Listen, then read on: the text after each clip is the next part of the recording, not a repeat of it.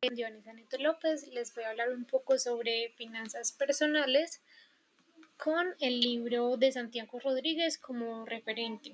Bueno, inicialmente, para entender un poquito sobre finanzas personales, básicamente, ¿qué son las finanzas personales? Entonces, cuando hablamos de las finanzas personales, hablamos que son esas actividades o esas decisiones que cada persona toma en su vida. Entonces, básicamente, este tema abarca a todas las personas porque en algún momento de su vida, bueno, realmente en cada uno de esos momentos toma una decisión en qué transporte me voy a ir para mi trabajo, para mi universidad, cuánto voy a gastar al mes, cuánto me está ingresando, por decirlo así, en mi cuenta bancaria. Entonces, de cierta manera, todas esas decisiones y actividades que hacemos es lo que llamamos finanzas personales.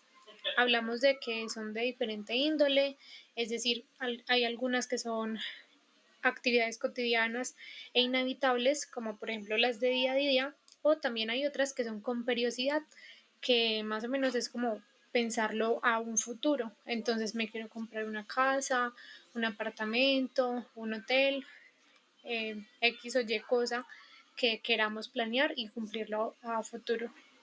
Bueno, entonces básicamente la importancia de las finanzas es porque de cierta manera nos puede ayudar a aumentar la riqueza. Entonces decimos que cuando controlamos un poco mejor los gastos que estamos teniendo al mes, las cosas que estamos comprando, también teniendo presente cuánto es lo que nos está ingresando como tal, si trabajamos o estudiamos, cuánto es lo que me queda para ahorrar y para formar una riqueza, y también, como lo hice acá, consolidar el patrimonio.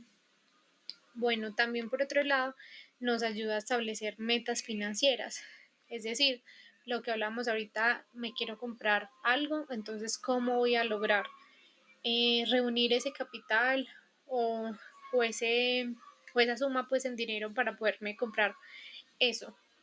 Y por último, también nos ayuda a tener una mejor toma de decisiones. Esto también en cuanto a diferentes ámbitos de la vida. Entonces, en cuanto a los gastos, mejor, pues mejorar la parte de los gastos. Si voy a gastar esta semana, entonces no gasto la otra.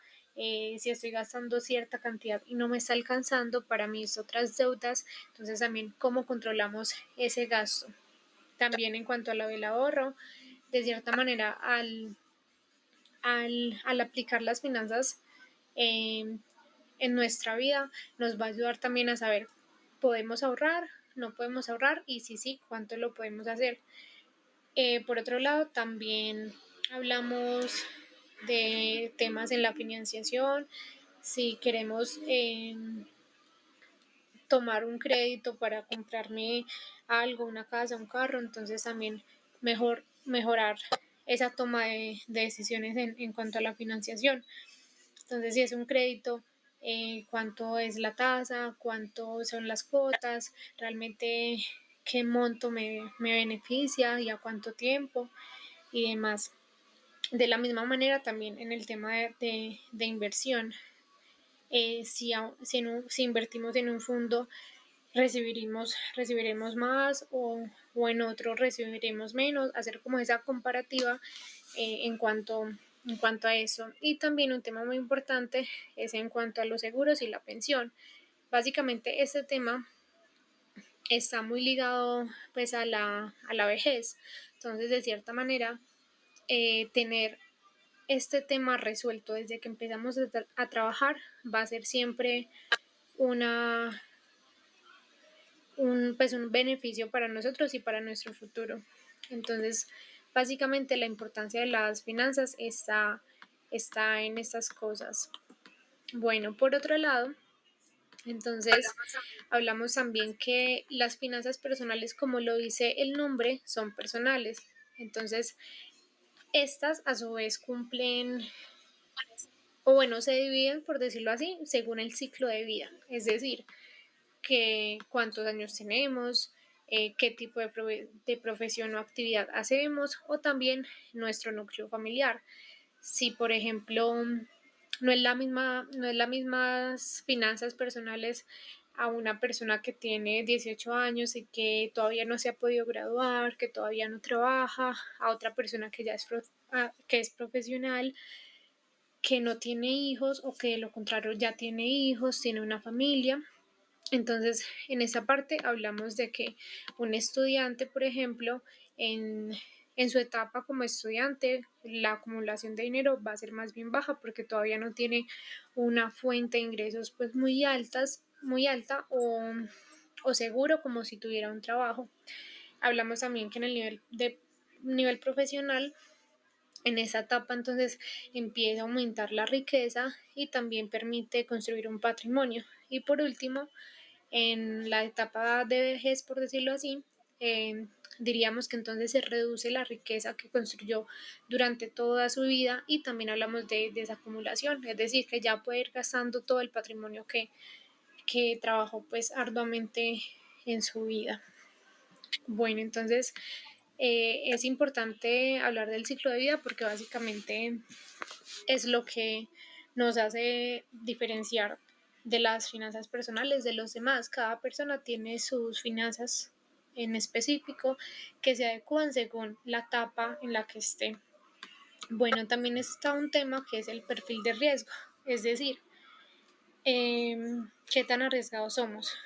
Básicamente, el tema de las inversiones no hay como, pues no existe ni algo bueno ni malo, pero de cierta manera según la personalidad de cada quien, es ese perfil de riesgo. Entonces, en este caso, tenemos, tenemos tres niveles, que es el conservador, moderado y agresivo. Cuando decimos que es un perfil de riesgo conservador, es pues aquella persona que, que decide más bien tener un bajo riesgo o pues no incurrir en riesgos. Y de cierta manera eso está ligado a que no está esperando una rentabilidad alta y que más bien entonces hace unas inversiones que no le generen tanto riesgo para sí mismo y a su vez como es una inversión de bajo riesgo posiblemente también vaya a ser de baja rentabilidad. Bueno, tenemos el perfil de riesgo moderado, que es básicamente una persona indiferente al riesgo, es decir, que tiene en cuenta el riesgo, pero tampoco es tan conservador, por decirlo así.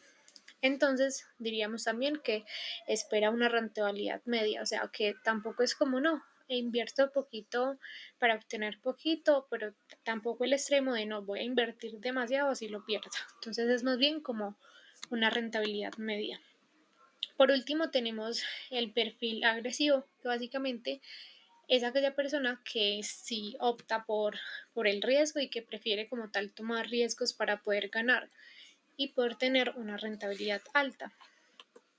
Bueno, entonces con todo ese tema del riesgo se desliga otro tema que es justamente el riesgo y la rentabilidad. Ambos temas son muy de la mano y decimos que entonces a mayor riesgo, mayor rentabilidad. Obviamente eso no está pues, o sea, no es una fórmula por decirlo así, pero de cierta manera pues está comprobado que claro, que las inversiones de mayor riesgo son porque son más altas de cierta manera y por ende pues se espera que tenga una mayor rentabilidad también. Bueno, hablamos que por ejemplo el riesgo se puede cuantificar. Entonces, si queremos como que ese riesgo no sea tan alto, por decirlo así, ya existen algunas herramientas que nos pueda ayudar para minimizar ese riesgo. Entonces hablamos de analizar eventos pasados, que eso nos pueda dar como una idea de a qué nos podemos como enfrentar, por decirlo así. Y también hablamos de una diversificación, es decir, por ejemplo, en el libro se mencionaba un dicho que es sobre no poner todos los huevos en la misma canasta. Entonces, de cierta manera, hablaba de que al momento de hacer una inversión también es importante tener diferentes fondos. No invertirlo todo al 100% en un solo lugar, sino también poder tener como un plan B si el plan A falla. Entonces, de cierta manera, trata como de siempre que estemos en todo el mundo de las finanzas, de las inversiones sobre todo, es importante al menos curarnos en salud y no irnos tan a la ligera como no, un fondo de inversión, porque también en cuanto al texto hablaban sobre algunos casos que se dieron acá, también en Colombia y en otros lugares del mundo, de pirámides o de empresas que se dedicaban pues como a esta parte de la estafa con que inversiones súper pequeñas y que le iba a triplicar pues como el valor.